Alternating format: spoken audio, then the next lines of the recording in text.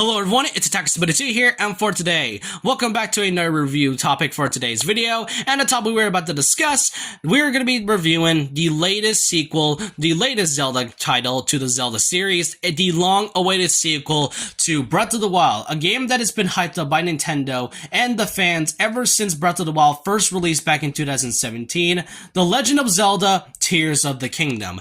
It has been quite a long time since Breath of the Wild came out, and I think that since the first teaser back in 2019, we used to call Tears of the Kingdom Breath of the Wild 2, and now actually getting an official title and then the release date, and now it's actually out right now, is absolutely surreal. But the question is, however, is Tears of the Kingdom really worth it? Like Breath of the Wild, however, this game was what took like 6 years. Even though it was teased at around 2019, I'm pretty sure the game was in development for quite a long time, at around 2017, maybe 18, and then finally released at around, this year and all, so it's 6 years. And like Breath of the Wild, it actually took until 2011 for them to develop Breath of the Wild, and then 6 years later, it then released in 2017. Either it's either a coincidence or it's kind of a nice detail, but was this truly worth the 6 years of a wait? Does this game live up to its predecessor, and is it really the worth to what it is? Because this is the very first Nintendo major game to actually be have a $70 price tag. Most of the games nowadays are basically just $60 for the Nintendo Switch, and I'm more specifically talking about like the big major Nintendo games, not like the third-party ones like that Final Fantasy Pixel Remaster or whatnot, or that new upcoming Mortal Kombat game this September. I'm talking about like major Nintendo games, and this is so far the only one that has a $70 price tag. $10 more than, what we usually get is a little bit much, but was this truly worth it? Well, that's why I'm gonna be reviewing it. This has really been a long journey since the teaser, and I feel like this game has a lot to live up for. And really, I hope you all at least enjoyed this video. So, ladies and gentlemen, I give you my review on The Legend of Zelda Tears of the Kingdom. So what's the story about this time? Well, according to some sources, and I guess from the official parts, this game takes place 2 to 3 years after the events of Breath of the Wild, meaning you're going to be seeing a lot of changes to not just the towns and characters, but also the layout and the game as a whole. After 2 to 3 years, Zelda and Link decided to go underground of Hyrule Castle. During their descendant journey, they actually encountered this skeletal rotten figure, which suddenly awakens out of nowhere. During the process, Link's Master Sword suddenly breaks, and not only that, he was also given a brand new arm that was suddenly, part of his body temporarily for a while now, I guess. And not only that, during that also process, Zelda and Link also get separated once again throughout the story. And like I said, the Master Sword officially breaks, which is really interesting because the Master Sword is known as an indestructible item and can never break whatsoever. So seeing it break for the first time in a mainline Zelda series, as far as I know, is really, really surprising. And if you're wondering how it's actually brought back or restored to its full potential, I won't say much. I do want to mention that I will only be talking about at least a couple major spoilers, but only just 2, and that's about it. The rest I will leave spoiler-free for those who are still experimenting in Tears of the Kingdom, because I know for, early gamers, they pretty much got this game and I've been playing Tears of the Kingdom for like 85 hours, maybe like 140 hours for now, without playing the main story and whatnot. I can truly understand that and all, but getting the Master Sword in this game, definitely one of the best ways to get the Master Sword out of basically anything. It's been next to games such as Skyward Sword and obviously Breath of the Wild. Really such a gratifying and absolutely rewarding thing to get the Master Sword back. Like I said, I won't say how you are supposed to get it. I'll probably make a video on how you're supposed to get it in the future. But for now, I want to say that the way you're getting it, truly satisfying, I will say. So, with Link's brand new arm, he pretty much goes around the adventure, back to Hyrule, where he'll have to find Zelda and reunite with her once again, and whatnot, really. And pretty much with his brand new arm, he was also given a lot of brand new abilities, and a lot more story to uncover. So that's pretty much a brief summary of what I can say about the beginning and all. And really, like I said, you're going to have to find out yourself once you play Tears of the Kingdom, once I give out my full-on conclusion at the very end.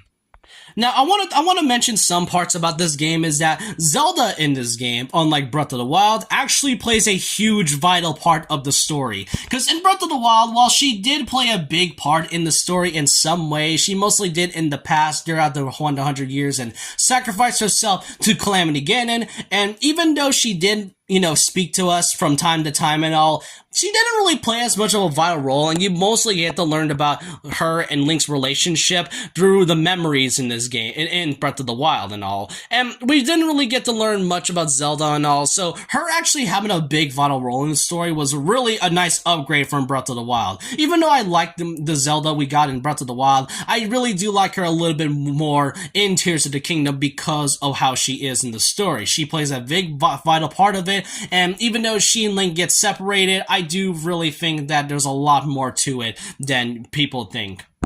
Another thing I have to mention is that Ganondorf makes his triumphant return from the Legend in the Legend of Zelda series, which is absolutely exciting. Ganondorf is one of my favorite video game villains of all time, and it's really great to see him finally return in Tears of the Kingdom, because in Breath of the Wild, while Calamity Ganon still technically counts as Ganon, I was a little bit disappointed that we truly don't get to see Ganondorf at its fullest potential and whatnot. I get it, Zelda timelines, Zelda lore and all, I get it. And you know what's even great? Ganondorf's appearance in Tears of the Kingdom marks the first time since 2006, since Twilight Princess, that we ever get to see Link, Zelda, and Ganondorf all together in a mainline Zelda game. Yeah, spin-offs, you can kind of say these three are together, and you can also say that Hyrule Warriors may also be canon to the Zelda lore and part of the timeline, but if I'm specifically talking about the mainline Zelda games, we have not seen these three together since Twilight Princess, marking it 17 years since his last appearance. So yeah, I'm not gonna say what Ganondorf does in this game, obviously, but really, it's nice to see him return. Plus, he's also voiced by Matthew Mercer, which, if you don't know, also voices such iconic characters such as, in video games, anime, such as one point Leon S. Kennedy in Resident Evil 6, and Jotaro Kujo from the JoJo Bizarre Adventure series. Matthew Mercer, one of my favorite actors, now playing one of my favorite villains, great as hell. Really, seeing Ganondorf once again, amazing. I really love how they brought him back after over a decade of his absence in the mainline Zelda games. Really, also, really great design as well. One of my favorite Ganondorf designs next to the Ocarina of Time and Twilight Princess one as well.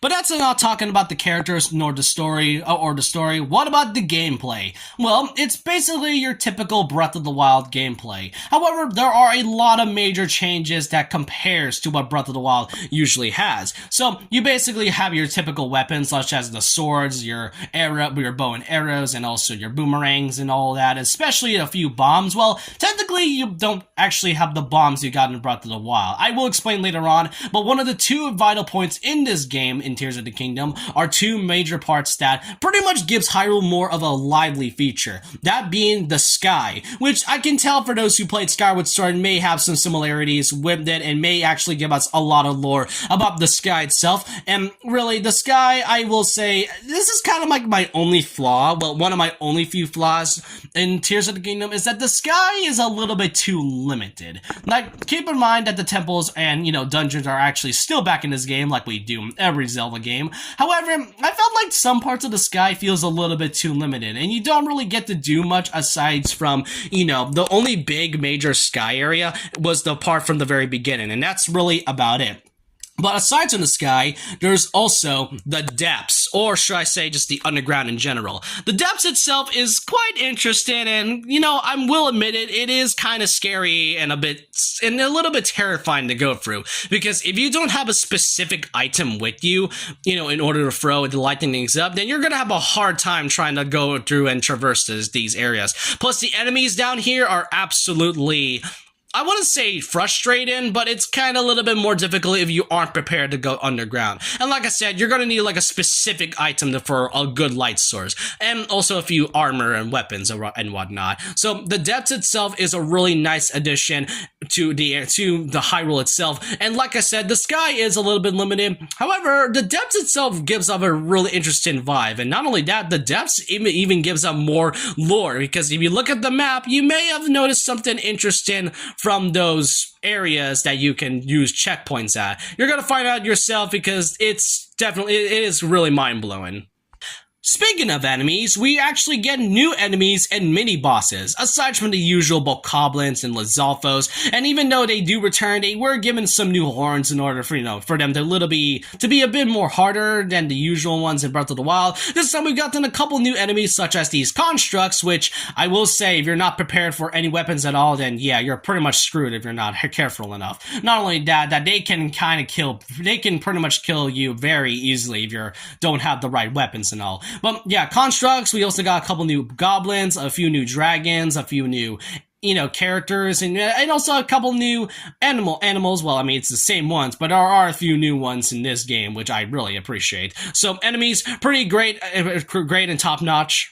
Another returning part about this game, just like in Breath of the Wild, are the shrines and the towers. The shrines themselves is pretty much how you usually do in the shrines. You saw puzzles and all, and this time these puzzles can be a little bit easier with the new abilities you are given, and not just the abilities, but the puzzles themselves, yeah, they can be a little bit hard and difficult to kind of understand if you're not really, knowledgeable with these puzzles or aren't good at puzzles at all, like me, and, all that stuff. So it pretty much functions the same as the other shrines from Breath of the Wild. But there's also the towers. This time, these are known as the Sky View Towers, pretty much acting the same as the Sheikah Tower. However, you don't exactly climb them for once, which thankfully I don't really want to go through that again. Instead, you basically do something, with your new item known as the Purah Pad, which is basically, Purah's brand new invention of the Sheikah Slate and all. And fun fact, these Skyview Towers are actually made out of the Guardians that were pretty much dismantled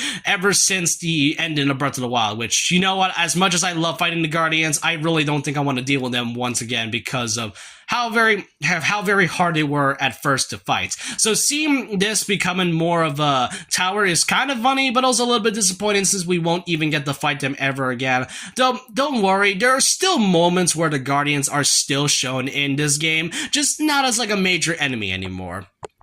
Now, earlier I did say you need like specific items in order to go through the depths, but there's also a couple new armor in there where you can also light through your way, which speaking of those, we got brand new items and brand new armor in this one. With the armor sets, there's a lot more to get and also obtain. You'll obviously get the ones from Breath of the Wild, so that is great, but there's also a lot of brand new ones, and as you may have noticed, you can actually see a Link costume from none other than the Link's Awakening remake, which you can actually get from an amiibo that you have. If you have a specific amiibo in your collection, you can actually get a lot of these weapons, and not just weapons, also the outfits such as Fierce Deity, Majora's Mask, and whatnot. But even though if you don't have the amiibo, do not worry, because those items can actually be found in any sort of chest or side quest. So don't worry if you don't have an amiibo, you can still get them either way, which I really do appreciate because I don't own a lot of Zelda amiibo, and plus, some of these Zelda amiibo can be a bit rare nowadays. There are a couple things that did get imported from Breath of the Wild though. Fun fact is that if you have any of your horses saved in Breath of the Wild and have a save data from that said game, your horses can actually be imported into Tears of the Kingdom. So you don't need to get a new horse, just find a stable and then bam, you get your old horse back from that game, which, you know what, I really love. I really can, because as much as I really want to get a new horse, them saving the horses from Breath of the Wild is a nice little treat. After all, I do like my horse Salazar a lot since he's been my main horse since I first got him. So yeah, if you really have Breath of the Wild save data, you can have that. Not only that, if you have the Champion's Ballad DLC, you can also get a specific photo that can be imported from that game into Link's house, which appears in none other than Hateno Village, which by the way, Hateno Village has a lot of changes, and Link's house also got a bit of an upgrade as well. You don't live in there anymore, however, you just kind of, get the visit there.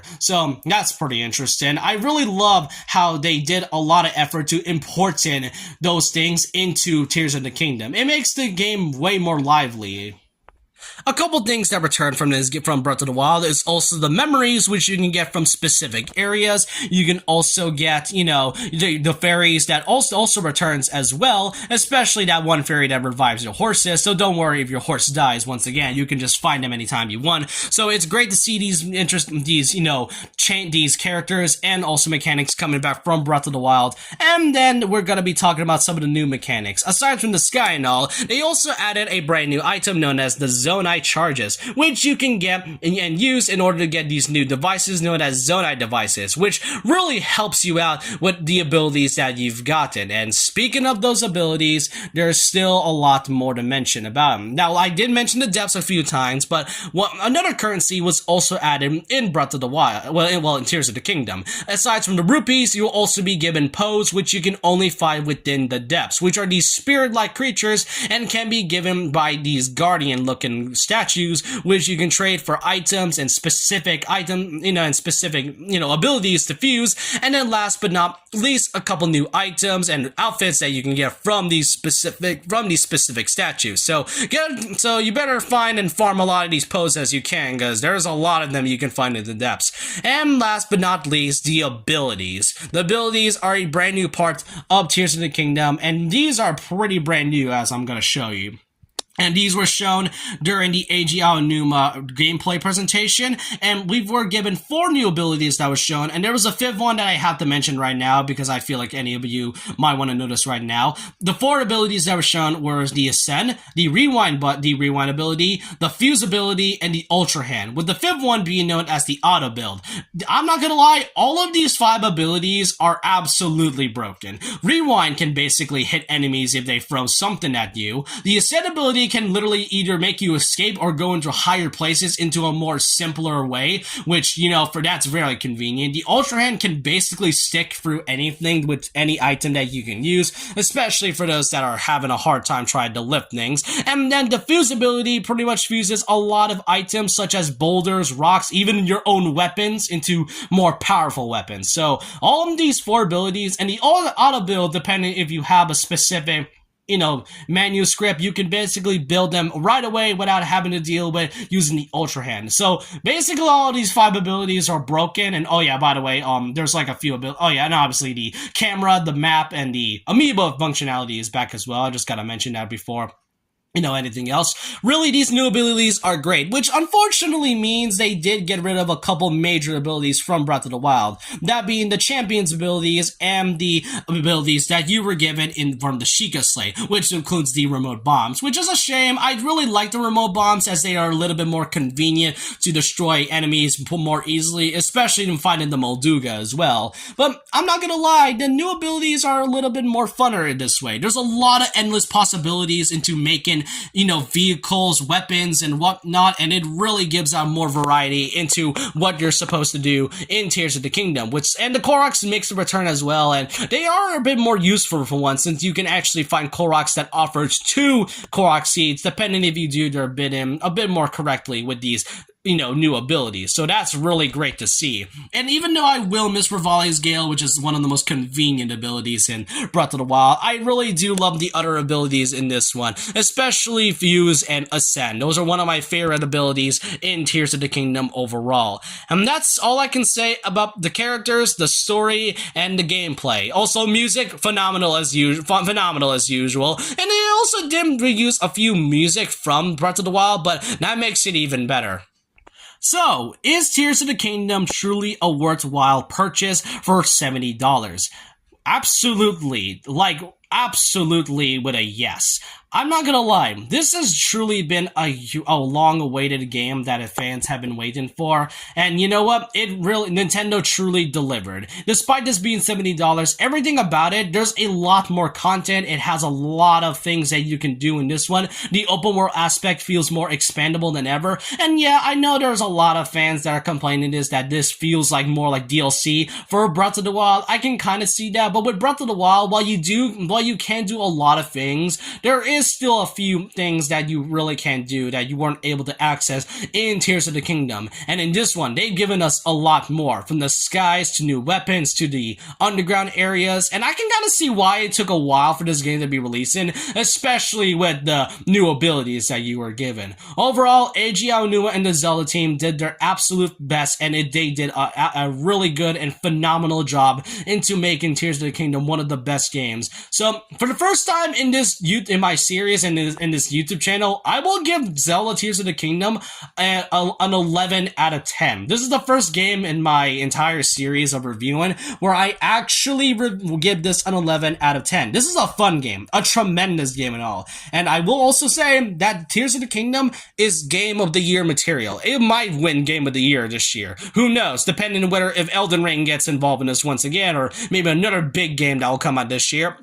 I will show you that Tears of the Kingdom may get a spot for that Tears of the Kingdom category, for that Game of the Year category, and really, there's so much to do in this one. I'm currently 45 hours into the game right now, and there's still, even with the simplest things and all I can truly say is that buy this game right now. It's really worth your time, and I really hope you all enjoyed this video. Hope you all, enjoy playing Tears of the Kingdom and all, and make sure this game gets a lot of support as much as it can, because there's still a lot more content that I feel like Nintendo and the Zelda team has a lot more to add. But I want to know your thoughts and opinions down below about this. What do you all think about Tears of the Kingdom? Do you think it deserves Game of the Year this year, or do you think that deserves for another title, and do you think this is one of, if not one of Nintendo's best ever games in the Nintendo Switch library? Let me know your thoughts and opinions down below about this. And so with that, leave a like, comment, subscribe, hit the notification bell for more videos, follow my Twitter, and I'll see you guys next time. And remember this, once a legend, always a legend.